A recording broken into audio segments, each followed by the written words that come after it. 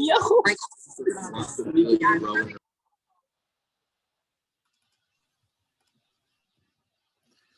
All right, we are here. All right, looks like most of us are here. Let's get started. So anyway, here's where we were. Chapter 7, we actually started the appendix first because we need that information to cover the rest of the chapter. Now, I did discover some very interesting videos that we can watch that help explain what we're doing. And the nice thing about the videos is that they're animated so that you can actually see them as they calculate all the areas that we need. So I think it's a good way to also help learn this material. So we'll actually sort of go back and forth between covering the material and watching some of the videos. All right, so hold on one second. So we're looking at 7. The appendix first, as strange as that sounds. Where are we? Yes, the appendix is meant to be an introduction to consumer and producer surplus. All right, so we're going to build up to it in small stages so that we can understand what's going on in chapter 7 itself. And of course, the whole point of chapter 7 is to understand how markets react when the government interferes with the price system. In other words, sometimes they may impose price ceilings or price floors. They may impose taxes. They may impose import quotas, all kinds of things they can do to interfere with free markets. And we're going to see what the impact of that is. So first, though, we have to understand what consumer and producer surplus actually mean. And so, in effect, what they are is a way of measuring how much a consumer saves when he or she is able to buy a product for less than he or she values that product. And from the producer's perspective, anytime a producer can sell a product for more than they were willing to charge for it, that also is a positive thing, of course, and that we will call producer surplus. All right, so how does this work? All right, so we're going to start with a simple example. We've got 2 consumers. Now, let's say the market price of a good is $5, and there are only 2 consumers in the market. We'll just call them consumer 1 and 2. And we have their demand schedules. Let me just jump ahead a little bit here. These are their demand schedules. And you can see that, as you would expect, the higher the price, the fewer units each consumer will buy. But each one has a slightly different schedule. The first consumer is willing to pay as much as $8 for a single unit of this product, whereas the second consumer will only go as high as $7. Now, after that, we're assuming that as the price falls by $1, the quantity demanded from both of them will increase by 1. So it's a very simple setup. So you can see that as we go down in both cases, every time the price goes down by 1, the quantity demanded goes up by 1. It's not the same amount, but it goes up by 1. And then we can bring them together. And in this last column, we have the market demand schedule. All right. So in other words, if there's only 2 consumers for this product, then they represent the entire market. So the first and last columns can be used to derive the market demand curve for this product. All right. So we can see that if the market price of this good is $5, that means if we look at this row across here, the first consumer is going to buy 4 units at $5. The second consumer will buy 3 units. Altogether, 7 units will be sold for $5. Now, here's the key, though. The first unit, the second unit, and the third unit that this consumer buys are providing him or her with consumer surplus. Why? Because the consumer valued the first unit at $8 and yet only has to pay $5. The second unit was valued at $7, but the price is only $5. The third unit is valued at $6 and yet the price is only $5. Now the fourth unit, the consumer is paying exactly what it's worth to him or her. So for this individual consumer, the total consumer surplus from this purchase is actually the sum of these first 3 values, because in effect, this person is getting a bargain. All right, you can see they would have been willing to pay. If you add up these first four prices, you can see that they would have been willing to pay a total of $26 for these 4 units, and yet they only have to pay $20 because the market price is only $5. So that $6 savings is what we mean by consumer surplus. And we'll summarize these in a chart down here. But first, why don't we look at the second consumer? And the second consumer apparently doesn't like this good quite as much as the first consumer, but still being able to buy the product for $5 represents a bargain, because they would have been willing to pay $7 for the first unit and $6 for the second unit. And so they're saving altogether $3 by being able to buy the product at $5 instead of $6, $7, or $8. So they're two happy people right now. Anytime we have consumer surplus, that's a cause for happiness, because we're saving money and we're still getting the product that we want. Nice. All right. So now let's take a look at this chart that I've created for consumer one. As I was saying, they were willing to pay $8 for the first unit, but they only have to pay $5. So the consumer surplus on the first unit that they buy is $3. Similarly, for a price of $7 for the second unit, that represents a savings of $2, or a consumer surplus of $2. The third unit of the good, they had to pay, would have been willing to pay $6 for it, but instead they only have to pay $5. And again, the last unit, they're basically paying exactly what it's worth to them. And so the total surplus for this consumer is $6. All right, so far so good. Now for the second consumer, the total will be a little bit smaller because they clearly do not like the good as much as consumer one, but still they will end up getting some consumer surplus. And you can see they were not willing to buy the product at $8 at all, but they were willing to buy 1 unit for $7, 2 units for $6, and the third for $5.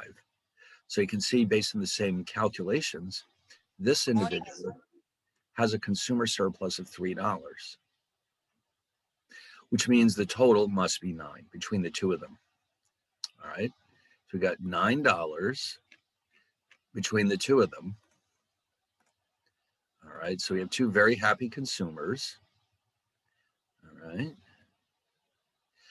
Now, if the price of the good decreases, both consumers will be even happier because they will have even more consumer surplus.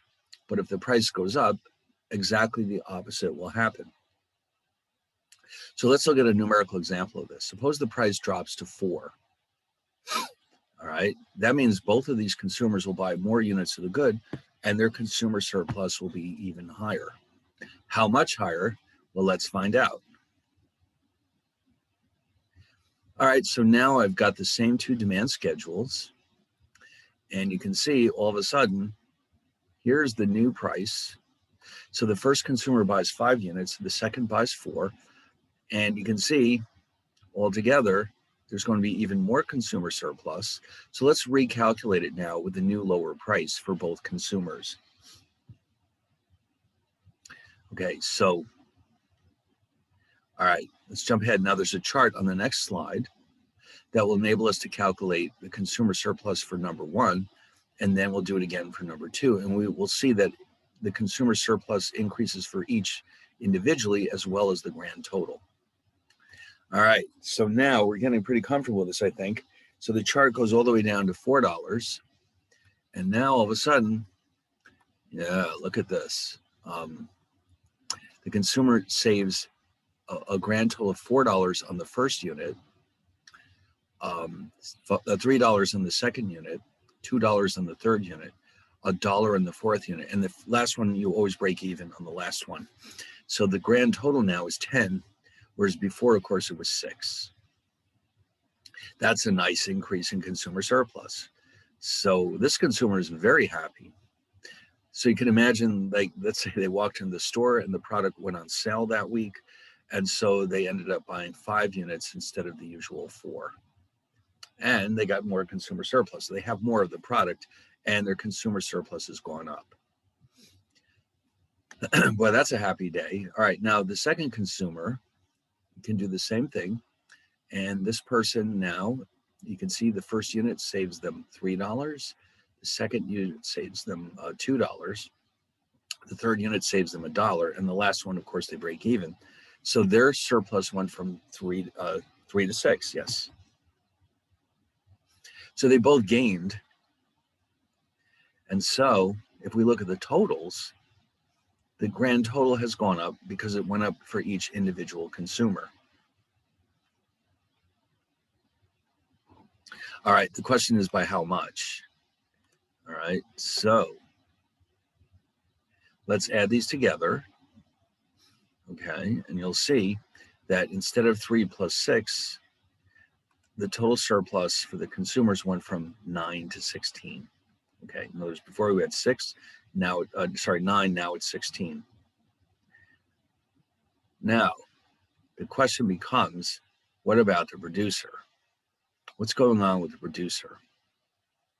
Well, the producer, remember, what is the supply curve after all? I mean, the supply curve shows us the minimum price at which the producer is willing to sell a given quantity of the good. All right, so the demand curve shows us the maximum price. In fact, let me add that in here because this is so important. Just a quick reminder, the demand curve shows the maximum price that a consumer is willing to pay for a given quantity of the good. They'll pay less, but they won't pay more. The supply curve shows the minimum price at which a producer is willing to sell a good. All right, so we have to always keep that in the back of our minds. The demand curve shows the maximum price that you'll pay for a given quantity of the good, whereas the supply curve is the minimum price at which a producer is willing to sell a good. And so because of that, if the price is lower than what the consumer is willing to pay, they'll buy more of the good. And in addition to that, they'll have more consumer surplus. If the price is higher than the producer is willing to sell it for, they will sell more units. And on top of that, they will make some producer surplus. All right, so just keep that in mind when we calculate producer surplus now. So let's go visit the producer. And again, this is the same product. The market price is $5. We have 2 producers just to keep it simple. And these are their supply schedules. Now, there should be no surprise here. As the price goes up, you can see the quantity supplied is going up. Although the first producer is able to produce a little bit more than the second producer, either way, the higher the price, the more they'll produce. And if the market price is 5, they will be willing to sell 9 units between them. All right. So now imagine that the price of the good goes up. All right. So now all of a sudden, well, actually, before we do that, let's calculate our producer surplus. And we have to think about it this way. This producer was willing to sell 1 unit for $1. The first unit for $1, meaning that they made $4 in producer surplus by being able to sell it for $5. The second unit, they're willing to sell it for $2, meaning that on that unit, they're making a producer surplus of $3. The third unit, they're willing to pay or sell it for $3, and instead they're able to sell it for $5. And that's a $2 surplus. Finally, for $4, this last unit of the good, they were willing to sell it for $4, and instead they're collecting $5. So altogether, we can think of their total producer surplus as actually the sum of these numbers. For this side, the second producer, based on similar reasoning, you can see that this is the total producer surplus that they will enjoy because the price is higher than what they were willing to charge for all of these units of the good. All right, so let's add that up and put them in a chart. Here we go. So indeed, we add them all up. These are producer surpluses. They add up to 10. Keep in mind too that in this chart, because it's a producer, the highest producer surpluses are on the bottom, and then they shrink as, we don't want that. And we shrink as it goes up to the top. Okay. The total is 10.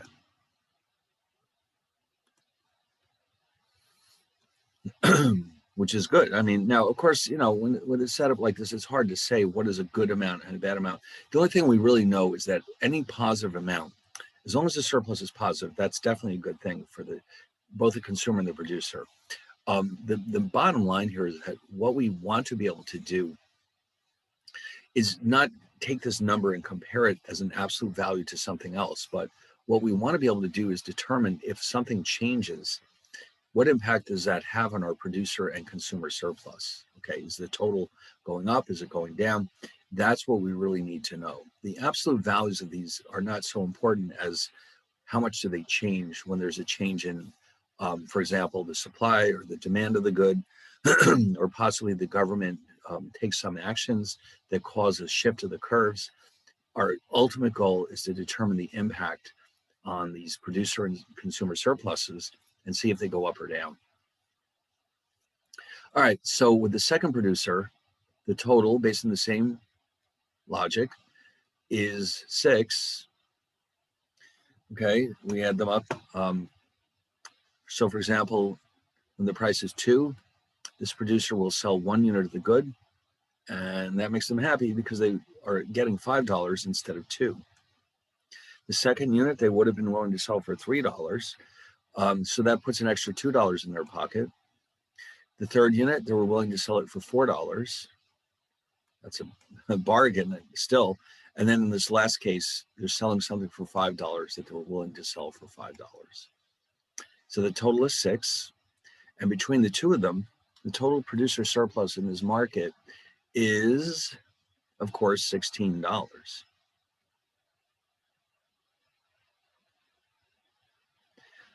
All right, now, just as you can imagine, the change in the price of the good will have the opposite impact on the producer and the consumer. Actually, you know what? I just realized something's missing here. The total producer surplus in this market is 10 plus 6 equals 16. All right, so that's pretty straightforward. We just add them up. All right, now, unlike with the consumer, if the price goes down, total producer surplus will decrease. If the price goes up, producer surplus will increase. Okay, so why don't we put together a little summary here? Just of some of these features, just so we can keep them straight. Although once you get used to the graph, you'll see it's pretty straightforward. If the price of a good increases, consumer surplus decreases, and producer surplus increases.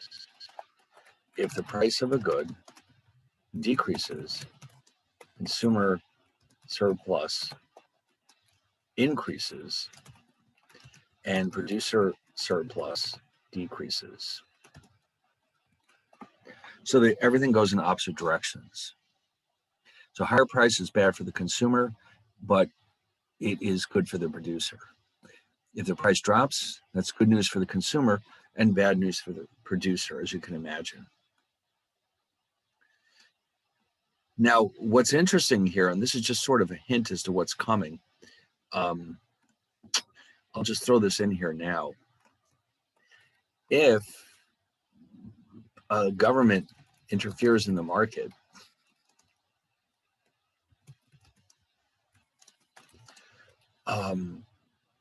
it is possible that the total surplus will decline. Okay, now up to this point, if consumer surplus went up, producer surplus would go down by the exact same amount. But if the government, we're going to see this in chapter 7, if the government interferes in the market, it is possible that the total surplus will decline. The loss of total surplus is known in economics as dead weight loss. So we're going to see some of that in chapter 7. So I just want to mention that right here. Dead weight loss is the loss of total surplus that results from some policy or other, although it could be caused by other things as well. Usually what we're analyzing is government actions.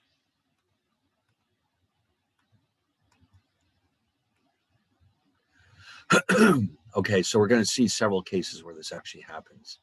So yes, if they get in the way and they interfere with the free market, they may raise consumer surplus, but they may also lower producer surplus by even more, or vice versa. So it is possible that it's, under certain conditions, that the total actually goes down, and that means nobody gains from this. Anyway, so we know that consumer surplus refers to the difference between the price that consumers would pay and the price they would have been willing to pay. And of course, that means from the producer's perspective, we're looking at the difference between what they would have been willing to sell the good for and what they actually receive. So we're going to bring these together into a big graph. And now what we're assuming here is that we're not going to look at individual consumers and producers any longer. We're looking at the entire market. And you can see that the way I've set up this little graph here, that the consumer surplus for all the consumers in this market can be calculated in the following way. Everything between the price line here, we'll call this the price line.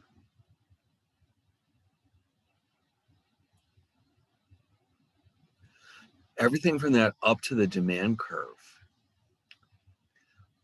let's say green for that, is considered to be consumer surplus. All right, let me just, I don't know, I think it's more fun if it's all been colored in. It's certainly easier to see what's going on.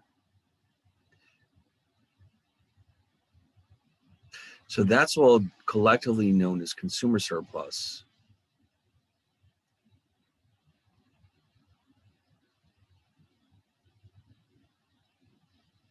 That should do it. It doesn't have to be perfect. All right. And then directly below the curve, from the price line down to the supply curve, we're going to call that producer surplus.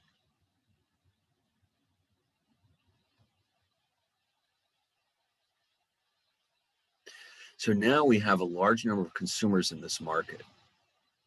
So you can see that at the equilibrium price of $100, 200 units are being bought and sold. Okay. And in addition to that, let me just change this real fast. The price line, let me make a slight change here. The price line is this thing. This point, of course, is equilibrium. So we have the equilibrium quantity and price. Everybody's happy. Now, here's the thing, though. Rather than calculating each individual consumer and producer surplus, it's quicker and easier if we simply calculate the areas of these triangles. All right. Now, doing that requires us to make some assumptions, but most economists do calculate these just by calculating the area of the triangles. So the total consumer surplus is the area of the green triangle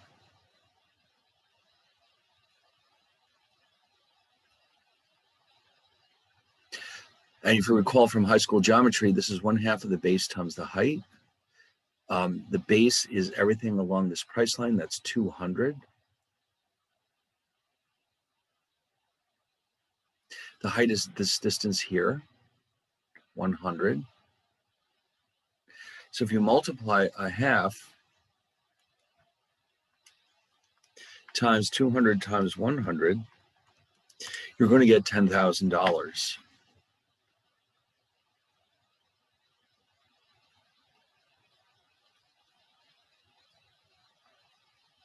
And similarly, the producer surplus equals the area of the yellow triangle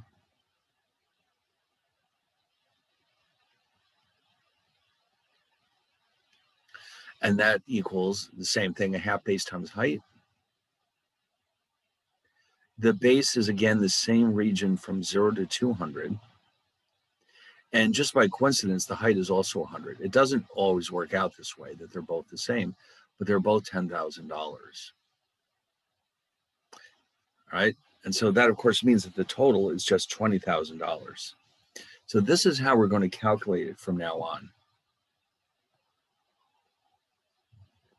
So we should be able to figure out what happens if there's a change in either the supply or the demand curve. We should be able to figure out the change in both consumer and producer surplus, as well as the change in the total.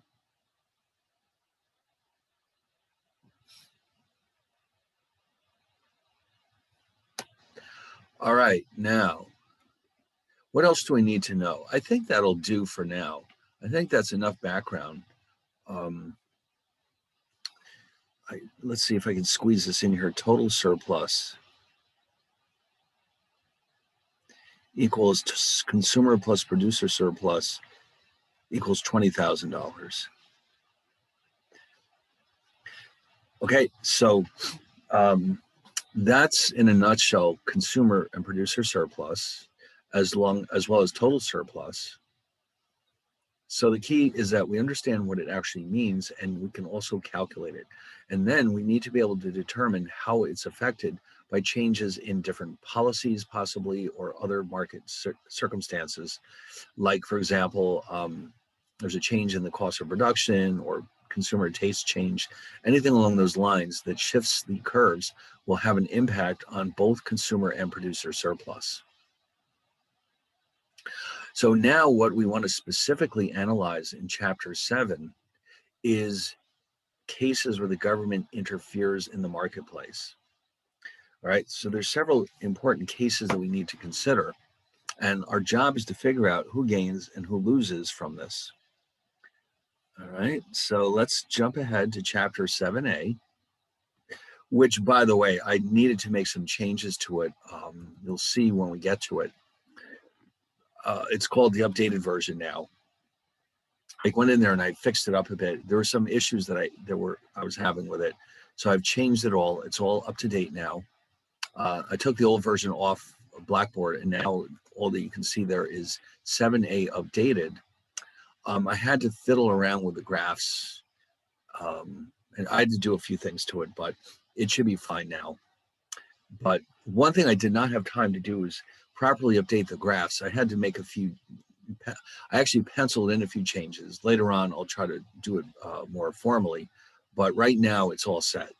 Okay, so the 4 types of actions by government in the marketplace that we want to analyze are rent ceilings, which are a special case of what we'll call price ceilings. And then the minimum wage is an example of what we'll call a price floor. Actually, we don't need that plural there. It's a rent ceiling is a price ceiling. Minimum wage is a price floor. And then, of course, we have taxes that can be imposed on both the buyer of a product and the seller. And then we have quotas and subsidies. These are from international trade. Okay, in other words, this quota means an import quota, typically. Subsidies are funds that are provided by the government to different industries to support them and keep them in business, basically. And we'll see how that works. But first, let's look at rent ceilings. Now, you may have never heard about this before. It is something that isn't nearly as common as it once was. A rent ceiling basically happens when the government steps in and says, listen, to the landlords in that area, there's a limit to how much rent you can charge. Okay, so that they just come along and arbitrarily decide that from now on nobody charges more than, let's say, $2,000 a month. Now, this really got going during World War II. The government at that time did sort of muscle its way into a lot of private markets, partially, because they needed to win the war and all, but a lot of the steps they took were, let's just say, counterproductive. And unfortunately, a lot of these steps were not removed when the war was over, and they continued to do their damage throughout the decades. This is a classic example of that. In particular, a large city like New York City still actually has to this day a certain amount of rent control on some of their buildings, not nearly as much as it used to, because over time what happens is, in order to continue this rent ceiling or rent control, the same people have to live in the building. And once they move out or they die, then this comes to a stop. And then the unit suddenly now is required, they're allowed to charge the full free market rent for it. So this is only meant to last for one person's lifetime. And so as people who had this during the war started dying out, it was not replaced. And so the number of units that are affected by this now is much, much smaller than it used to be.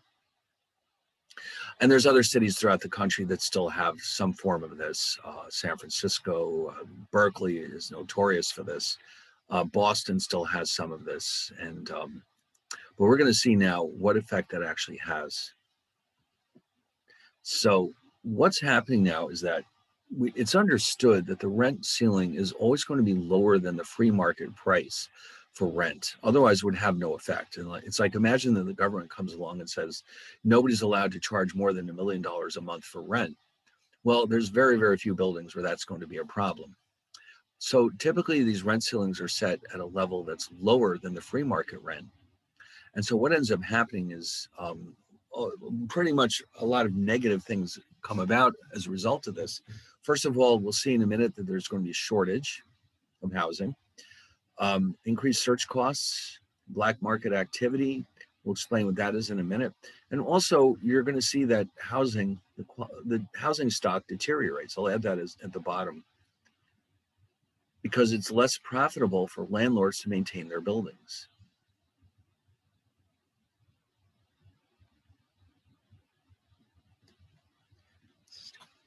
All right, and so what is this all about? How does this happen? All right, so what we're going to do is look at our traditional supply and demand curves. And we're going to see what happens when something comes along that interferes in our free market.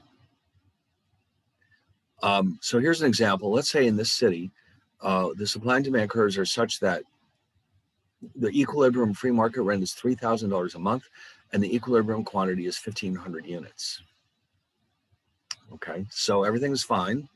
The price is at 3,000. Everybody's happy. The quantity supplied equals the quantity demanded. All right, if the price drifts away from equilibrium, it'll automatically adjust itself back to the correct level. And all these people have apartments now. Now, what happens though? What if the government just one day says, you know what, from now on, nobody's allowed to charge more than $2,000 a month? All right, that just like that, just no more than 2,000, end of story. And so we're going to have the rent ceiling. And you can see the problem here is that the rent is lower than the equilibrium rent, quite a bit lower, as a matter of fact. So what's going to happen? Well, we know from earlier chapters that when the price is too low, let's say we had another scenario. Here's our supply curve. Here's our demand curve. Let's say under normal conditions, if this was happening, the price is too low, then we'll have what's called a shortage, because the quantity demanded over here is greater than the quantity supplied over here. And under normal conditions, all that would happen is the price would rise and the problem would take care of itself. This is a different scenario altogether, though. This is a legally binding limit to the price. So you can see clearly there is a shortage, all right? And the distance between these 2 points, the shortage is equal to 1,000 units per month.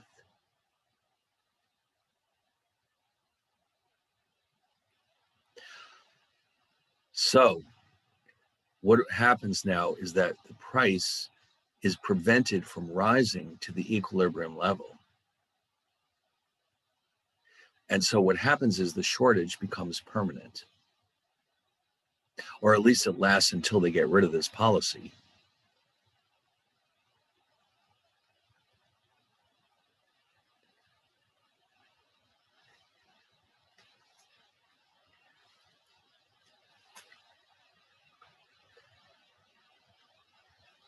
Okay, so there's a shortage, as there was up here in the free market.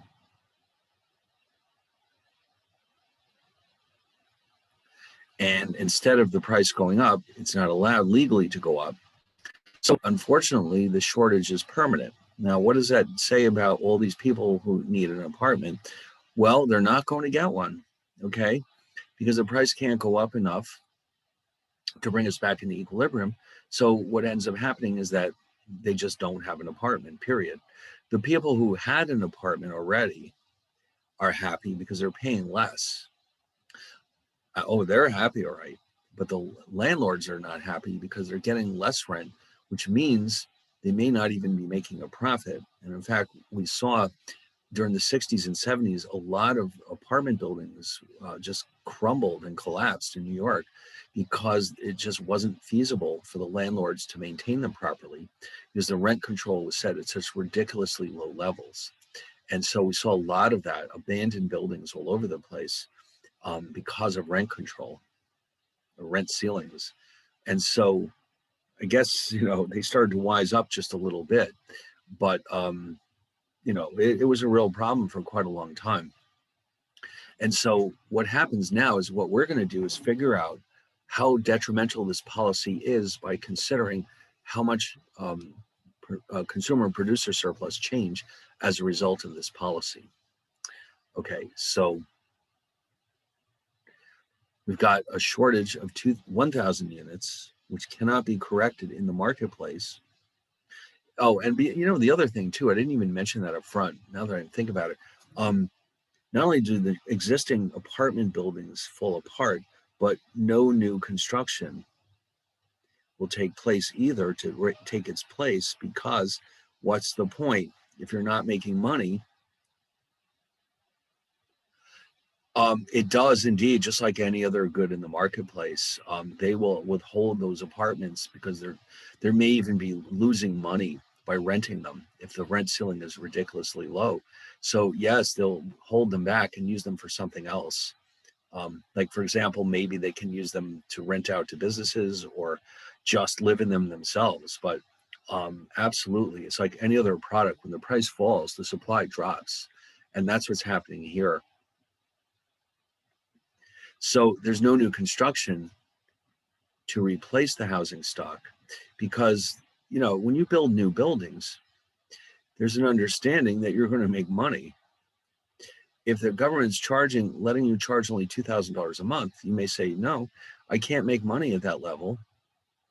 And so you just won't bother. So you're losing the existing housing stock and you're not getting any more to replace it. And so you can see what's going to happen. Not only do we have a permanent shortage, but the shortage itself will probably get worse as the housing stock keeps wearing out. So all these old crumbling buildings will be abandoned and nothing will take its place. Now, of course, now, this situation is more or less completely over with. What happens in Manhattan now when buildings crumble and fall apart? Like it's like almost immediately, almost overnight, somebody is building something new on top of it. It's an uncanny how quickly any land in Manhattan is immediately turned into something else. But imagine now you're in the 70s in the 60s, and all these rules are still in effect. And so this is exactly what ended up happening. So it was just very, it was very depressing, shall we say, to see this happening. But anyway, let's analyze this with consumer and producer surplus. We have to analyze, first of all, so we've got a bunch of graphs here. Here's what a consumer surplus looked like with free markets.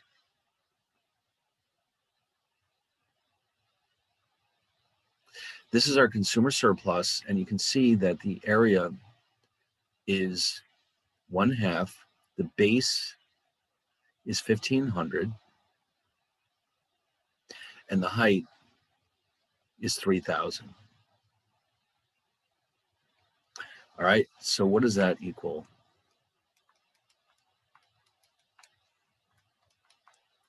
2,250,000.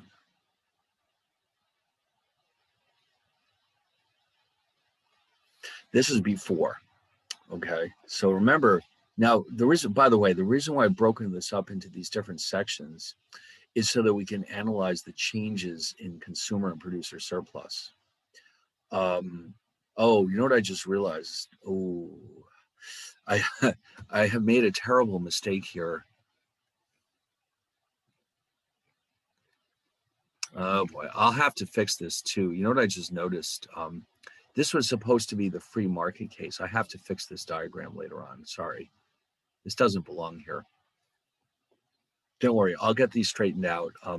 We can still see what's going on, but that was not the right graph. So I just realized it now.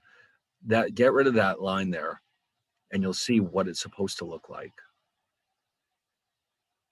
Anyway, now we're going to do the same thing for producer surplus.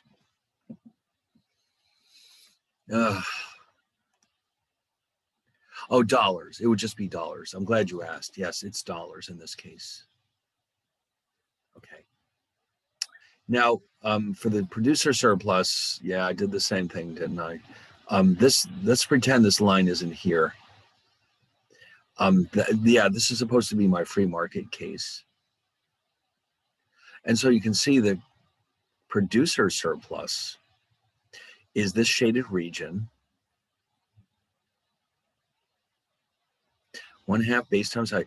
Now, if you wanted to, by the way, you could actually calculate the areas of these individual rectangles and triangles instead of calculating the whole thing. But the reason why I've broken it up into these little pieces is because I want you to see how things are different with the free market and with the rent control. We want to be able to compare because what will happen is typically we'll gain one region and we'll lose another one when something changes. So here the base is 1,500 and the height is 3,000. So just kind of by coincidence, it's also $2,250,000. And then we can combine those. TS will from now on stand for total surplus. So 2,250,000 plus 2,250,000 equals 4,500,000. All right. Now, what happens? The rent ceiling comes into effect. And now, whenever there's a change like this, typically one or the other will increase. It's very rare that both of them decrease. Okay. And in fact, the reality is most of these interferences that we'll be looking at were specifically designed to help one group or the other. So the rent control was supposed to help the consumer. Other types of policies like subsidies, for example, are meant to help the producer. So it's a conscious decision to help one group, even though it has to come at the expense of the other group. It's not possible from the government fooling with the market system to make both sides better off. That has to come from things like higher productivity or advanced technology. That's the only way that both sides can benefit. But for the government to just arbitrarily fiddle around with prices, that can only come, if you're helping one group, it has to come at the expense of the other group. And often the harm you impose on the second group is greater than the benefit that you provide to the first group. So we'll see that in a second.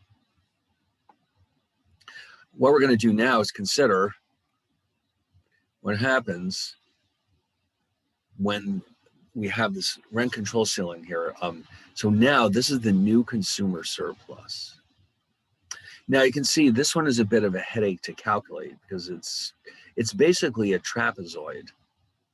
All right, when was the last time you thought about trapezoids? I'm going to guess it's been a while. So see, this is the beauty of having this broken up into pieces. Even if we forgot how the trapezoid works, we can still calculate each of these shapes individually. Okay, so for example, R has a value or an area of 1/2 base times height. So that's 1/2. The base is 1,000. The height is 2,000.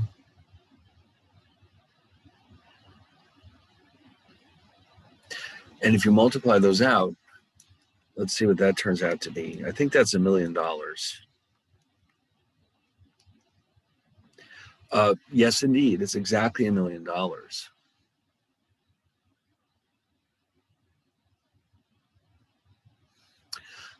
S is a rectangle, which is kind of nice because it's only base times height. The base is 1,000. The height is 1,000. Oh, that was easy. That's also $1 million.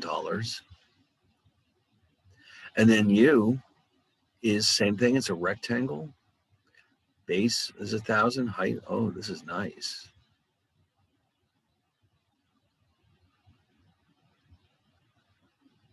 So the consumer surplus now is $3 million.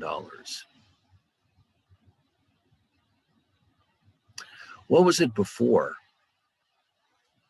It used to be, oh, that's right. It used to be $2,250,000. So the new CS or consumer surplus is 3 million. The old, let's call it old CS was 2,250,000.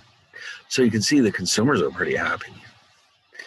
Well, I shouldn't say that. The ones who got apartments are happy. The rest of them are pretty unhappy, but altogether, we end up with a gain of $750,000. And this is what the government wanted to do in the first place. Benefit the consumers, which means, of course, the tenants. Now, what about the poor landlords? Now, remember, the producer surplus is the difference or the area between the price and the supply curve. So if you look at the graph again for this producer surplus, oh no, that tiny little triangle, this is the new producer surplus. And the area of this triangle is 1/2. The base is 1,000. The height is 2,000. This is 0. And that leaves us with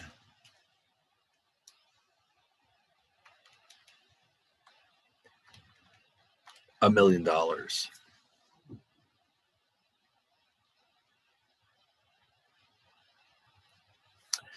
So what was it before? It was $2,250,000.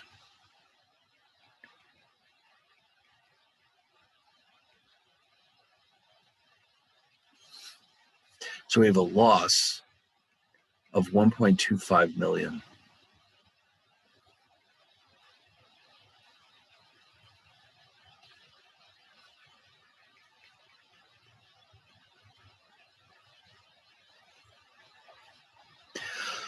Well, that's a big loss. Okay, and if you remember, well, we're going to show this in a second, but the gains by the consumers is actually less than the loss to the producers, the landlords. All right. So when we combine these, you'll see. So remember, a few minutes ago, we saw that consumer surplus went up by 750,000, but producer surplus drops by 1.25 million. And so guess what happens? So the gain in consumer surplus is 750. The loss of producer surplus.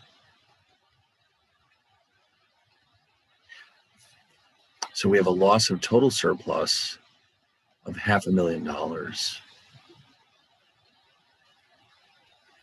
And so this is what we mean by dead weight loss.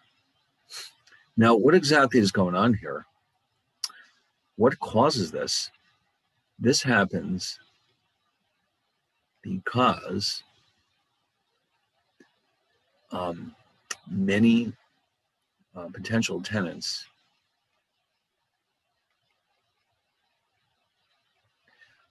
cannot find an apartment.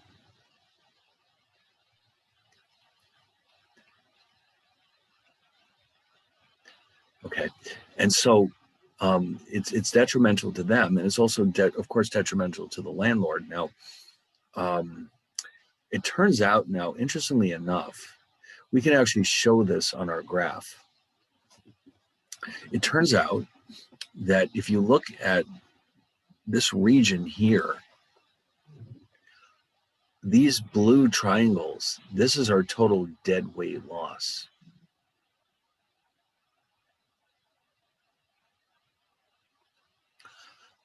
And so what is that area? If you think of this as one big triangle, the base is here, which is 2,000, and the height would be here, 500. And if you multiply that out, you do get 500,000. So this is what the policy is costing society, in terms of, like we said, you know, people not getting apartments, you know, buildings falling apart from disuse, you know, and also I mentioned earlier black markets. What exactly is a black market in this case?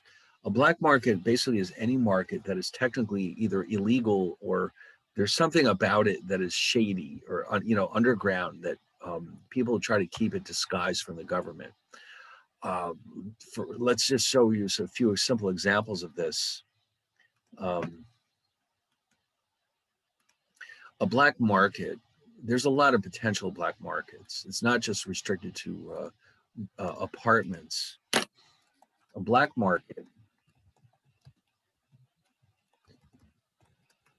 is one in which a good is traded in such a way that it breaks the law, let's say. For example, some tenants may try to bribe landlords to get them an apartment by paying extra money under the table. That would be a black market because you're breaking the rule, the rent control. Like, let's say that, yes, the official rent control is $2,000, but you slip the landlord a little envelope with $1,000 extra a month under his door. That would be considered a black market, because you're technically breaking the law. And you can be sure that a lot of this takes place under those kinds of conditions because a lot of people are desperate, and the landlords are desperate. And so, you know, this kind of thing definitely happens. In fact, you know what's interesting about this? There used to be this, I don't know how much this happens anymore, but because of the weird way these laws were written, what used to happen is every so often in the press, you would find these lists of very wealthy celebrities who somehow got their hands on a rent control building in Manhattan. And so you would hear that, you know, like, oh, this so-and-so celebrity lives in this building that is worth $1 million a month and they're paying like $20,000 a month or something like that. And it's kind of interesting. You don't see it so much anymore because gradually the laws are disappearing. But for the longest time, it was kind of fun to see these in the press, like, oh my God, how is this person justifying paying all this rent, which is so low? But it wasn't fun. It wasn't fun to them. But anyway, but there's other types of black markets. As another example of a black market, um, in Venezuela, the currency, local currency, is essentially worthless. I forgot. I think it's called the bolivar, because the inflation rate is so ridiculously high. So people resort to using dollars. Since this is technically illegal in Venezuela, any trade in dollars could be considered to be part of the black market. Yeah, this happened. It's not that unusual. Throughout history, you see this happening. These totalitarian type governments who are gradually destroying the economy, which they always do. One way they try to maintain control of the population is to basically say, listen, don't even think about using dollars. You've got to use our worthless local currency. That's how we keep you down. And so you're always going to see, people turning to dollars or other strong currencies because what other options do they have? I mean, they're starving, and so they're going to do what they have to do to survive, and that means most likely using currencies that actually have a value. So, in a country like that, this is technically illegal. In the United States, you can do whatever you want. I mean, nobody would stop you from buying any currency you like, but there'd be no point because the dollar is so strong. In Venezuela, it's no. And the same thing in Cuba. Technically in Cuba, it's illegal to use dollars, but everybody does it because that's the only way to survive. So that could be considered a black market.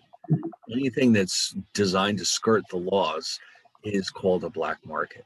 And sure enough, whenever the government imposes rules that make no sense, people are going to resort to black markets. It's going to happen. That's just the way it is. Okay. So anyway, now what about the other side? I mentioned up front,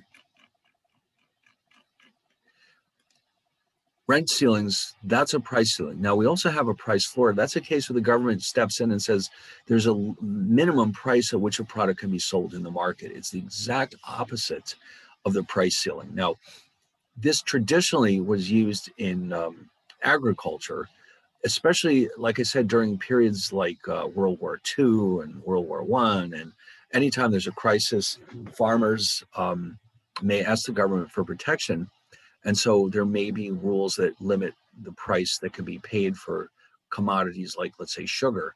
Even to this day, there are limits on the price of sugar. And so in effect, what's happening is the government artificially increases the price of sugar to consumers to keep the sugar farmers in business. But the classic example of this, and the most controversial one, is the minimum wage. You get politicians who don't know the first thing about economics, and they think that the government can just magically make everybody better off by raising their wages. But what is the ultimate effect of this? You're driving up the costs of labor to businesses who probably can't afford it. So let's see what happens. So this is the minimum price. And so now pretty much these wages are applicable to what we will call unskilled labor. Okay, in other words, labor that essentially anybody could provide. Like, let's say people who work in, let's say, a McDonald's. I'm sure there's some training involved, but anybody could do those jobs. And so there's always going to be a lot of people looking for work at a McDonald's. Teenagers in particular, college students, and other people who may not have a lot of skills, they'll be looking for these jobs. And so the problem is that because their productivity is so low, of course their wages are going to be low too. Let's not kid ourselves. What kind of skill set does a teenager have? Not much. He or she hasn't had time to learn a lot of skills. And so, sure, they can work at McDonald's just fine, but the value of their labor just isn't that high. And so their wages tend to be fairly low. Like at this point in time, maybe McDonald's will pay, I don't know, $8, $9, $10 an hour. So the government comes along and says, oh, no, that's not enough. You got to give them $15 an hour.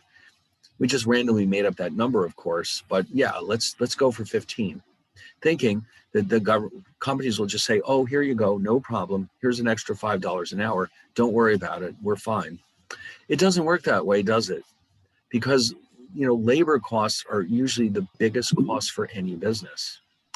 And so the government is arbitrarily forcing large cost increases on these businesses.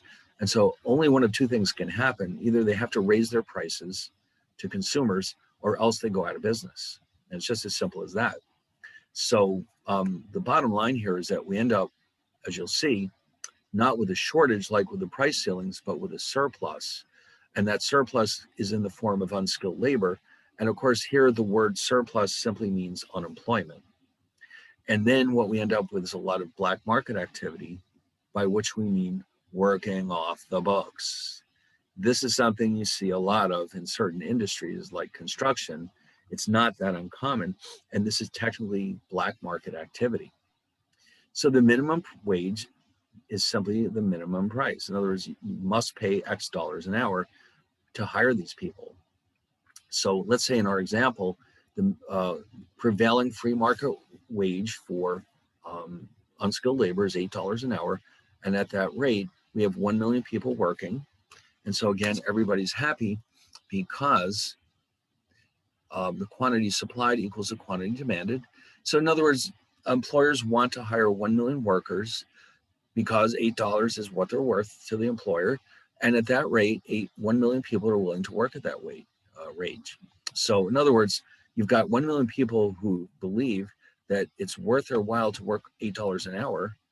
And you've got 1 million openings by employers who believe that that labor is worth $8 an hour. So it works out just fine. But along comes the government and says, no, you must pay them at least $10 an hour. And so you can see what's going to happen right away. The price is too high.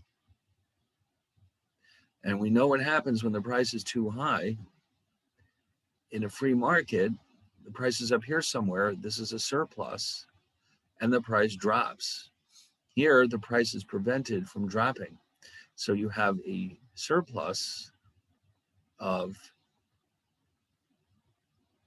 750,000 people who are not going to find a job at any. It's not legal to be hired because, first of all, their skill set is not enough to justify a cost of $10 an hour.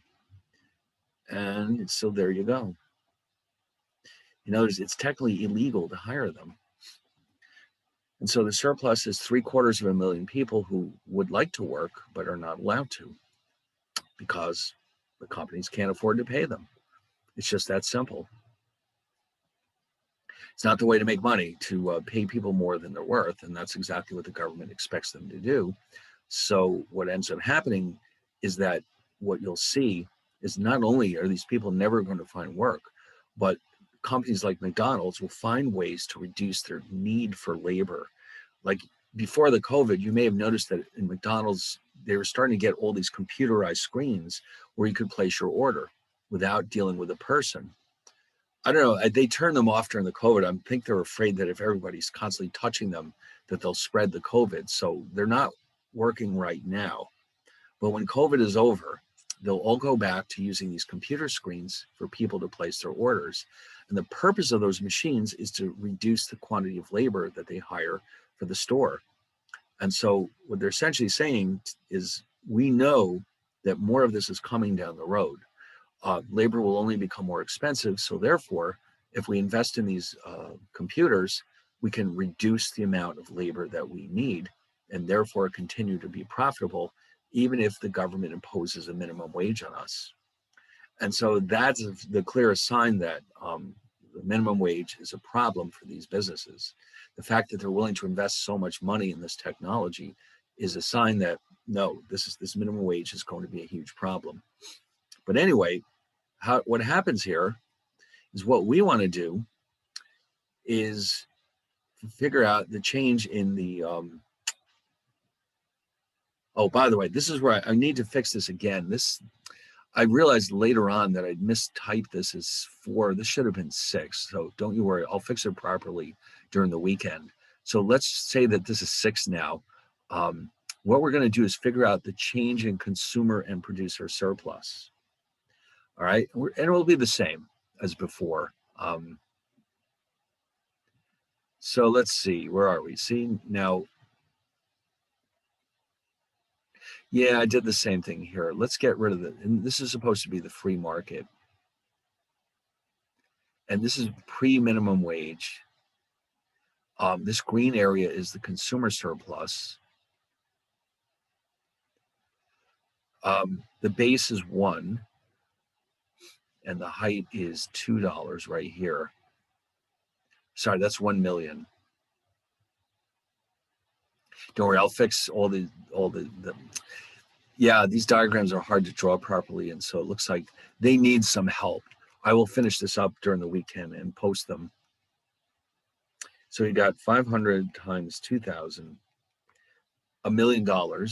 So that was the old. Now, in this context, consumer surplus means the workers. They're not truly consumers, but it's the same logic. So we'll call it consumer surplus. So they were earning, and the reason for this is because, well, all right, we'll carry on from here, but it's $1 million, and the producer surplus was down here.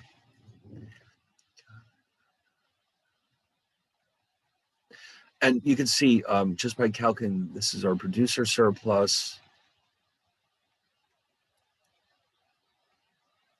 The base is 1 million. The height is $8. The difference between the origin and here. And that's going to give us $4 million. Okay. So that's with free markets. Okay. And here I've summarized the two. Oh, wait a minute. What happened?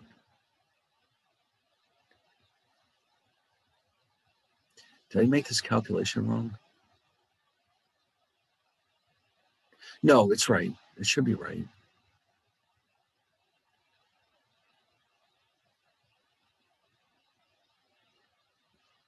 So, yeah, 1 million plus 4 million. It's 5. I think I did something wrong here. Yeah, it's actually 1 and 4. It's 5. Okay. All right.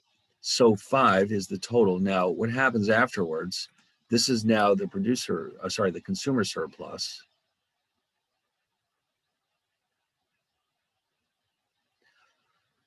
The base is 1/2. The height is 2. Well, I shouldn't say 1/2. It's 500,000.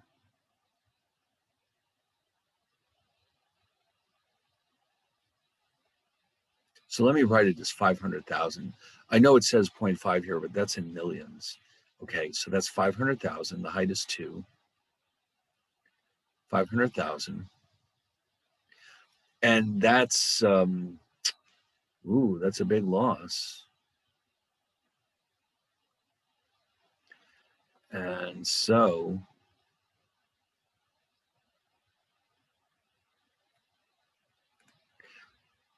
here, yeah, okay, so here's the new producer surplus. All right, so anyway, so if you add up these rectangles, L is worth, base times height is $2 times 500,000 plus, same thing for N. And then finally, P, 1/2, the base is also 500,000. The height is $6. I had to change that. So you've got 1 million plus 1 million plus 1.5 million. So the new producer surplus is 3,500,000.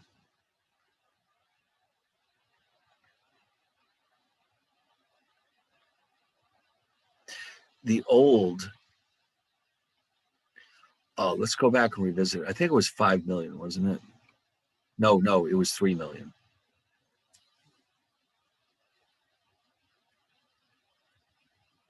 So there's a loss of 500,000. Oh, wait, no, sorry, there's a gain here. My mistake. Gain 500,000. With a consumer surplus, though, there's definitely a loss.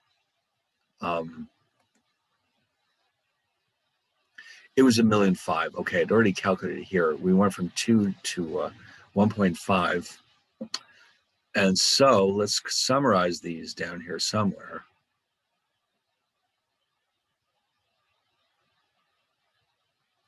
Okay, yeah, so the new total surplus is 4 million compared to 5 million earlier.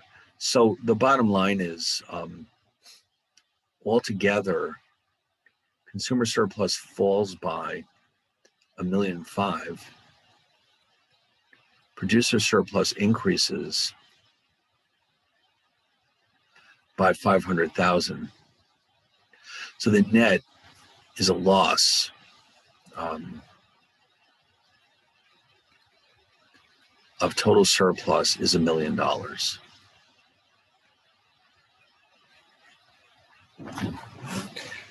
And that should come as no surprise. Now, it turns out, once again, this hasn't changed. These two triangles here actually have a total area of $1 million. Okay, because if you think of this as a single triangle,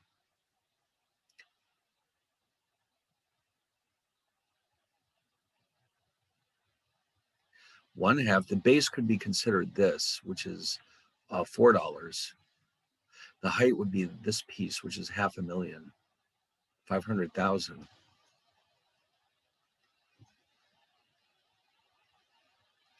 And that is indeed $1 million. Anyway, so you're starting to get the idea here.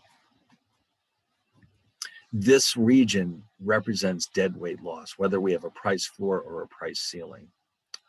And so this represents the inefficiencies that are imposed by this policy.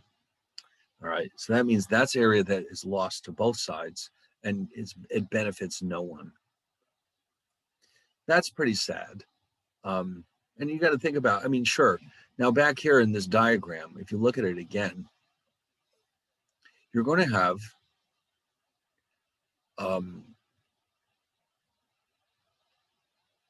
well, we already know that all of a sudden, this is the new quantity demanded, and this is the new quantity supplied. So the wage went up from 8 to 10. So the ones who are lucky enough to keep their jobs, they're happy. They just made $2 more an hour. But the ones who lost their jobs have no money at all. And they're not going to get any because they can't work because the minimum wage is too high. So that seems like a bit of an extreme.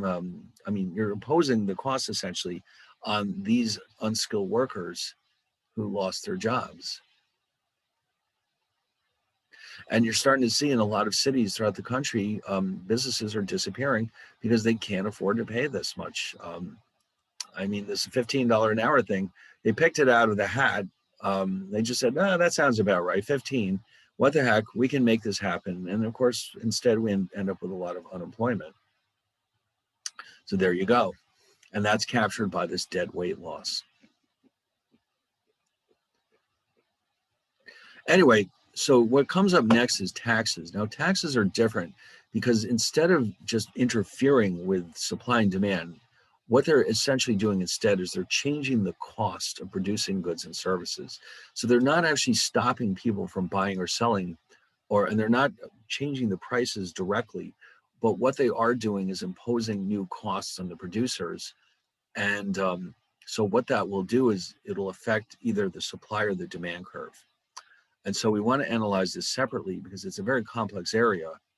And what it will help us do is figure out who's really paying these taxes.